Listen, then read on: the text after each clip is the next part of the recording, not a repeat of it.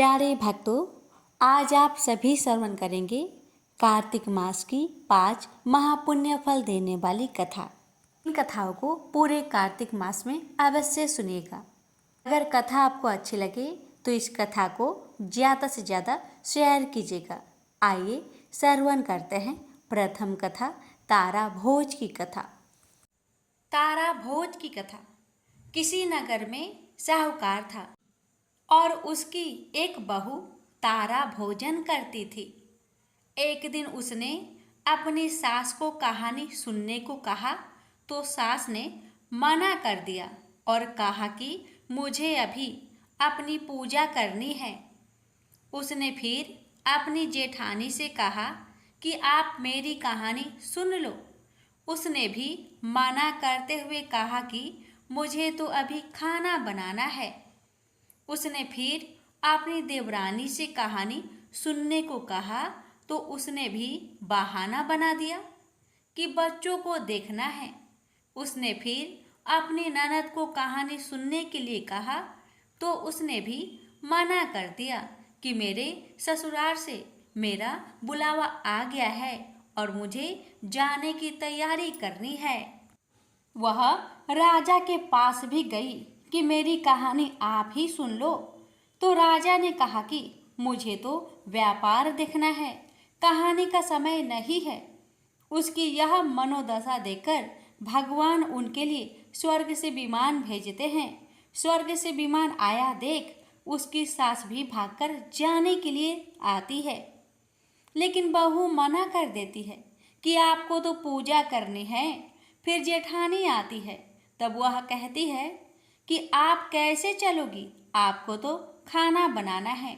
देवरानी आती है तो उसको भी वह मना कर देती है कि तुम अपने बच्चों का ख्याल रखो। ननद आती है तो वह कहती है कि तुम्हें तो ससुराल जाने की तैयारी करनी है, सो तुम वह करो। राजा जी आते हैं कि चलो मैं चलता हूँ तुम्हारे साथ, लेकिन बहू कहती है कि तुम्हें तो कारोबार संभालना है तो उसे संभालो। आखिर में पड़ोसन आती है और कहती है कि बहन मैं तुम्हारे साथ चलूँ। तब बहू कहती है हाँ तुम मेरे साथ चलो, क्योंकि एक तुम ही हो जिसने मेरी कार्तिक के पूरे माह में मेरी कहानी सुनी है। दोनों विमान में बैठकर स्वर्ग जाने लगते हैं। तभी रास्ते में ही बहू को अभिमान हो जाता है कि मैंने कार्तिक के पूरे माह व्रत किया और कहानी कही, इसलिए मुझे स्वर्ग का वास मिल रहा है। लेकिन मेरी पड़ोसन ने तो केवल कहानी सुनी है, व्रत नहीं किया, फिर भी मेरी वजह से इसे भी स्वर्ग का वास मिल रहा है। बहू यह विचार मन में सोचते जा रही थी कि अचानक भगवान ने वहीं से उसे विमान से नीचे फेंक दिया। उसने पूछा कि भगवान मेरा अपराध तो बता दीजिए कि आपने ऐसा क्यों किया। भगवान बोले कि तुझे अभिमान हो गया है, इसलिए तू यही धरती पर रह। अब तू आने वाले 3 साल तक तारा भोजन व्रत करोगी, तभी तुझे स्वर्ग की प्राप्ति होगी। तारा भोज की दूसरी कथा। एक राजा था और उसकी बेटी तारा भोजन करती थी। उसने अपने पिता से कहा कि पिताजी मुझे 1,00,000 तारे बनवा दो, मैं दान करूंगी। राजा ने सुनार को बुलवाया और कहा कि मेरी बेटी तारा भोजन करती है, तुम 9,00,000 तारे बना दो। सुनार सूखने लगा तो उसकी पत्नी ने पूछा कि तुम उदास क्यों रहते हो। उसने कहा राजा ने 9,00,000 तारे बनाने को कहा है, मैं कैसे बनाऊं, मुझे तो तारे बनाने आते ही नहीं। राजा की बात है, अगर नहीं बनाए तो वह मुझे कोल्हू में पिलवा देगा। उसकी पत्नी ने कहा इसमें परेशान होने की क्या बात है, गोल सा पतरा काटकर कालिया काट देना, राजा ले जाएगा। अपनी पत्नी के कहे अनुसार सुनार ने तारे बना दिए और राजा उन्हें ले गया। राजा की लड़की ने 9,00,000 तारे और बहुत सा दान दिया। भगवान का सिंहासन डोलने लगा। भगवान बोले देखो मेरे नेम व्रत पर कौन है। तीन कुट देखा तो कोई नहीं था। चौथे कुट देखा तो राजा की लड़की तारा भोजन कर रही है। भगवान ने कहा कि उसे ले आओ, उसने व्रत किया है। भगवान के दूतों ने लड़की से कहा, चलो तुम्हें भगवान ने बुलाया है। उसने कहा कि मैं ऐसे नहीं जाऊंगी, मैं तो सारी प्रजा को, उस सुनार को जिसने मेरे लिए तारे बनाए, जिसने कहानी सुनी, सबको लेकर जाऊंगी। लड़की की बात के सामने भगवान को झुकना पड़ा और भगवान के दूत उसके लिए बड़ा सा विमान लाए कि चलो। वह कहने लगी कि हाँ, अब मैं चल पड़ूंगी, और सभी को विमान में बैठाकर वह चल पड़े। रास्ते में राजा की बेटी को अपने ऊपर घमंड हो गया कि यदि मैं तारा भोजन व्रत नहीं करती तो सबको स्वर्ग की प्राप्ति नहीं होती। लड़की के ऐसा सोचते ही दूत ने उसे बीच रास्ते में ही नीचे उतार दिया। दूत जब भगवान के पास पहुंचे तो भगवान बोले कि इन सब में तारा भोजन करने वाली लड़की कौन सी है? दूत बोले कि उसे अपने ऊपर घमंड हो गया था, इसलिए हम उसे बीच रास्ते में छोड़ आए। भगवान बोले कि नहीं, उसे वापस लेकर आओ। लड़की ने 7 बार क्षमा याचना की, क्षमा क्षमा क्षमा क्षमा क्षमा क्षमा करो भगवान। इस कहानी को कहने अथवा सुनने के बाद कहना चाहिए कि जैसे राजा की लड़की को भगवान ने क्षमा दान देकर स्वर्ग लोक प्रदान किया, वैसा स्वर्ग सबको प्राप्त हो। गंगा यमुना की कथा। प्राचीन समय में एक गांव था जिसमें 2 बहनें रहा करती थी। एक बहन का नाम गंगा था तो दूसरी बहन का नाम जमुना था। एक बार दोनों बहनें एक साहूकार के खेत से गुजर रही थी तो जमुना ने 13 दाने जौ के तोड़ लिए, जिसे देख गंगा बोली कि तुझे तो ग्रहण लग गया, तूने चोरी की है। इस पर जमुना बोली कि अब मेरा ग्रहण कैसे धुलेगा? गंगा ने कहा कि तुझे 12 साल तक साहूकार के यहाँ नौकरी करनी पड़ेगी, तभी तेरा पाप धुलेगा और ग्रहण से मुक्ति मिलेगी। जमुना साहूकार के यहाँ नौकरी के लिए जाती है और अपने लिए काम मांगती है। साहूकार उसे काम पर रख लेता है, लेकिन काम करने से पहले जमुना उसे कहती है कि मैं सारे काम करूँगी, लेकिन 4 काम नहीं करूँगी। जूठे बर्तन नहीं मांजूंगी, झाड़ू नहीं लगाऊंगी, बिस्तर नहीं बिछाऊंगी और दिया नहीं जलाऊंगी। 12 साल के बाद कुंभ का मेला लगा तो साहूकारनी भी कुंभ नहाने जाने लगी। जमुना ने उसे जाते देख कहा कि कुंभ के मेले में मेरी बहन गंगा मिलेगी तो उसे यह सोने का टका दे देना। इससे वह अपने हाथों में सुंदर चूड़ियाँ पहन लेगी। साहूकारनी ने कुंभ के मेले में गंगा को वह सोने का टका दे दिया। गंगा ने उनसे वह टका लेते हुए कहा कि मेरी बहन को कहना कि उसके 12 बरस पूरे हो गए हैं, अब वह जहाँ वापस आ जाए। साहूकार व साहूकारनी वापस घर आए तब जमुना मटके में पानी भर रही थी। दोनों जमुना से बोले कि हमने सोने का वह टका तेरी बहन गंगा को दे दिया था और उसने कहा है कि तेरे 12 वर्ष पूरे हो गए हैं, इसलिए अब तुम वापस जाओ। यह समाचार सुनते ही जमुना सहस्त्र धारा में बदल गई और बहने लगी। जमुना जी का यह रूप देखकर साहूकार व साहूकारनी परेशान हो गई कि हमारे घर में जमुना माता ने काम किया, हमें तो अब ग्रहण लग गया है, हम यह ग्रहण कैसे उतारेंगे। जमुना भागकर गंगा माता के पास चली गई। गंगा ने जमुना से पूछा कि तुम साहूकार साहूकारनी से कुछ कहकर आई हो या ऐसे ही बिना बताए आ गई। तब जमुना बोली कि मैं तो कुछ भी नहीं बताकर आई हूँ। गंगा ने कहा कि जा उन्हें धीरज दे आ, नहीं तो उन्हें जीवन भर असंतोष ही रहेगा।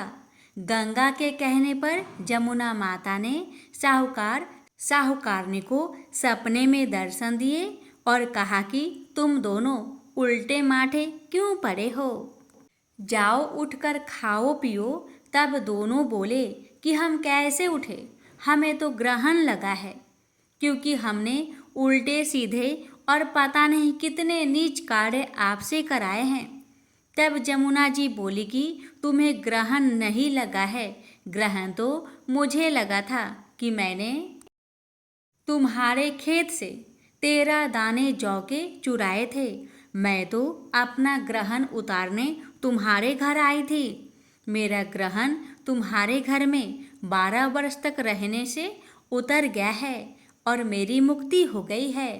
जमुना जी ने कहा कि तुम्हें कोई ग्रहण नहीं लगा है, उल्टे मेरे 12 वर्ष तक यहाँ रहने से तुम्हारी भी मुक्ति हो गई है। यह कहकर जमुना जी स्वप्न से चली गई। दोनों उठकर देखते हैं कि उनके घर में पहले से भी अधिक धन हो गया है। हे जमुना माता, जैसे आपने साहूकार व साहूकारनी की मुक्ति कराई, वैसे ही आप अपने सभी भक्तों की करना। प्रेम से बोलिए गंगा जमुना माता की जय। तुलसी माता की कथा। प्राचीन समय की बात है। एक सुंदर और पवित्र वन था, जहाँ एक तपस्वी ऋषि निवास करते थे। उस वन में एक विशेष तुलसी का पौधा था, जो अन्य सभी पौधों से अधिक पवित्र और चमकदार था। यह तुलसी का पौधा कोई साधारण पौधा नहीं था, बल्कि इसके पीछे एक दिव्य रहस्य छिपा हुआ था। उस तुलसी के पौधे के नीचे एक बार भगवान विष्णु स्वयं प्रकट हुए और उन्होंने तपस्वी से कहा, हे मुनि, यह तुलसी का पौधा कोई साधारण पौधा नहीं है।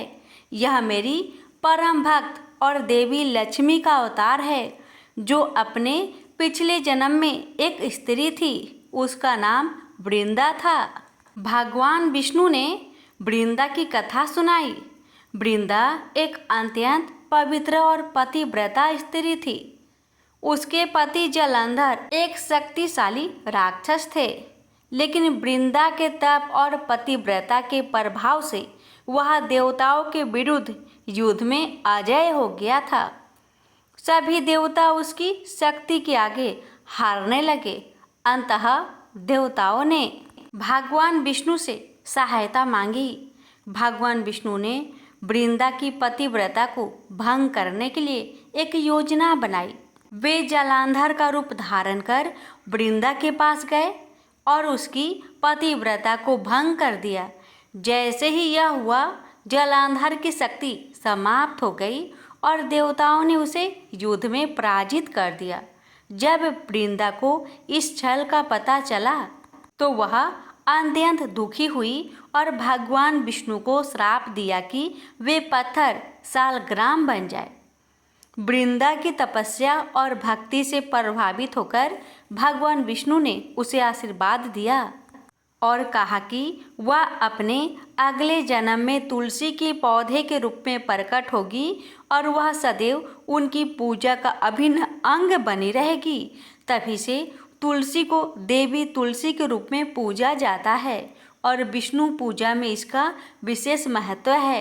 इस प्रकार तुलसी का पौधा देवी वृंदा का अवतार माना जाता है और यह भगवान विष्णु की पूजा में अत्यंत पवित्र माना जाता है। तो प्रेम से बोलिए तुलसी माता की जय, लक्ष्मी नारायण भगवान जी की जय। एक बार भृगु ऋषि ने जानना चाहा कि ब्रह्मा, विष्णु और महेश में कौन सबसे श्रेष्ठ है। वह बारी बारी से सबके पास गए। ब्रह्मा और महेश ने भृगु को पहचाना तक नहीं, न ही आदर दिया। इसके बाद भृगु विष्णु के यहाँ गए। विष्णु उस समय विश्राम कर रहे थे। लक्ष्मी उनके पैर दबा रही थी। भृगु ने पहुंचते ही कुछ न कहा न सुना और विष्णु की छाती पर पैर से प्रहार कर दिया। लक्ष्मी यह देखकर भौंकचक्की रह गई, किंतु विष्णु ने भृगु का पैर पकड़कर विनीत भाव से कहा, मुनिवर, आपके कोमल पैर में चोट लगी होगी, इसके लिए क्षमा करें। लक्ष्मी को विष्णु की इस नम्रता पर बड़ा क्रोध आया। वे भगवान विष्णु से नाराज होकर भूलोक में आ गई तथा कोल्हापुर में रहने लगी। लक्ष्मी की चले जाने से विष्णु को लगा कि उनका श्री और वैभव ही नष्ट हो गया। उनका मन बड़ा अशांत रहने लगा। लक्ष्मी को ढूंढने के लिए वे श्रीनिवास के नाम से भूलोक में आए। घूमते घूमते वे बेक्टाचल में पर्वत क्षेत्र में बकुला माई के आश्रम में पहुंचे। बकुला माई ने उनकी बड़ी आव भगत की और उन्हें आश्रम में ही रहने को कहा। एक दिन जंगल में एक मतवाला हाथी आया। आश्रमवासी डरकर इधर उधर भागने लगे। श्रीनिवास ने यह देखा तो धनुष बाण लेकर हाथी का पीछा किया। हाथी डरकर भागा और घने जंगल में अदृश्य हो गया। श्रीनिवास उसका पीछा करते करते थक गए थे। वे एक सरोवर के किनारे वृक्ष की छाया में लेट गए। उन्हें हल्की सी झपकी आ गई। थोड़ी देर शोर सुनकर वे जागे। देखा 4-6 लड़कियां उन्हें घेर खड़ी है। श्रीनिवास को जागा हुआ देखकर वे टपक कर बोली, यह हमारी राजकुमारी पद्मावती का सुरक्षित उपवन है। यहाँ पुरुषों का आना मना है। तुम यहाँ कैसे और क्यों आए? श्रीनिवास कुछ जवाब दे इससे पहले ही उनकी दृष्टि वृक्ष की ओट से झांकती राजकुमारी की ओर गई। श्रीनिवास पद्मावती को एकटक देखते रह गए। थोड़ा संयत होकर कहा, देवियों, मुझे पता नहीं था। मैं एक शिकार का पीछा करता हुआ यहाँ आया था। थक जाने पर मुझे नींद आ गई थी, क्षमा करें। श्रीनिवास आश्रम में लौट तो आए, किंतु बड़े उदास रहने लगे। एक दिन बकुला माई ने बड़े प्यार से उनकी उदासी का कारण पूछा। श्रीनिवास ने पद्मावती से भेंट होने की सारी कहानी कह सुनाई। फिर कहा, उसके बिना मैं नहीं रह सकता। बकुला माई बोली, ऐसा सपना मत देखो। कहा हुआ प्रतापी चोल नरेश आकाशराज की बेटी, और कहा तुम आश्रम में पलने बाड़े एक कुल गोत्रहीन युवक। श्रीनिवास बोले, माँ, एक उपाय है, तुम मेरा साथ दो तो सब संभव है। बकुला माई ने श्रीनिवास का सच्चा प्यार देखकर हाँ कर दी। श्रीनिवास ज्योतिष जानने वाली औरत का भेष बनाकर राजा आकाश की राजधानी नारायणपुर पहुंचे। उसकी चर्चा सुन पद्मावती ने भी उस औरत को महल में बुलाकर अपना हाथ दिखाया। राजकुमारी की हस्तरेखा देखकर वह बोली, राजकुमारी, कुछ दिन पहले तुम्हारी भेंट तुम्हारे सुरक्षित उद्यान में किसी युवक से हुई थी। तुम दोनों की दृष्टि मिली थी। उस युवक से तुम्हारी शादी का योग बनता है। पद्मावती की माँ धारणा देवी ने पूछा, यह कैसे हो सकता है? ज्योतिषी औरत बोली, ऐसा ही योग है। ग्रह कहते हैं कोई औरत अपने बेटे के लिए आपकी बेटी मांगने स्वयं आएगी। 2 दिन बाद सचमुच ही बकुला माई एक तपस्विनी का भेष में राजमहल में आई। उसने अपने युवा बेटे के साथ पद्मावती का विवाह की चर्चा की। राजा आकाश ने बकुला माई को पहचान लिया। उन्होंने पूछा, वह युवक कौन है? बकुला माई बोली, उसका नाम श्रीनिवास है। वह चंद्र वंश में पैदा हुआ है। मेरे आश्रम में रह रहा है। मुझे माँ की तरह मानता है। राजा आकाश ने कुछ सोचकर उत्तर देने के लिए कहा। बकुला माई के चले जाने पर आकाश ने राजपुरोहित को बुलाकर सारी बात बताई। राजपुरोहित ने गणना की, फिर अपनी सहमति देते हुए कहा, महाराज, श्रीनिवास में विष्णु जैसा देवगुण है। लक्ष्मी जैसी आपकी बेटी के लिए यह बड़ा सुयोग है। राजा आकाश ने तुरंत बकुला माई की यहाँ अपनी स्वीकृति के साथ विवाह की लग्न पत्रिका भेज दी।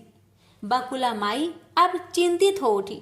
वह श्रीनिवास से बोली, बेटा अब तक तो विवाह की ही चिंता थी, अब पैसे ना होने की चिंता है। मैं वाराह स्वामी के पास जाती हूँ, उनसे पूछती हूँ कि क्या किया जाए। बकुला माई श्रीनिवास को लेकर वराह स्वामी के पास गई और श्रीनिवास के विवाह के लिए धन की समस्या बताई। तो वराह स्वामी ने 8 दिक्पालों इंद्र, कुबेर, ब्रह्मा, शंकर आदि देवताओं को अपने आश्रम में बुलवाया। फिर श्रीनिवास को बुलवाकर कहा, तुम स्वयं इन्हें अपनी समस्या बताओ। श्रीनिवास ने देवताओं से कहा, मैं चोल नरेश राजा आकाश की बेटी पद्मावती से विवाह करना चाहता हूँ। मेरी हैसियत राजा के अनुरूप नहीं है, मेरे पास धन नहीं है, मैं क्या करूँ। इंद्र ने देवताओं के कोषाध्यक्ष कुबेर से कहा, कुबेर इस काम के लिए तुम श्रीनिवास को ऋण दो।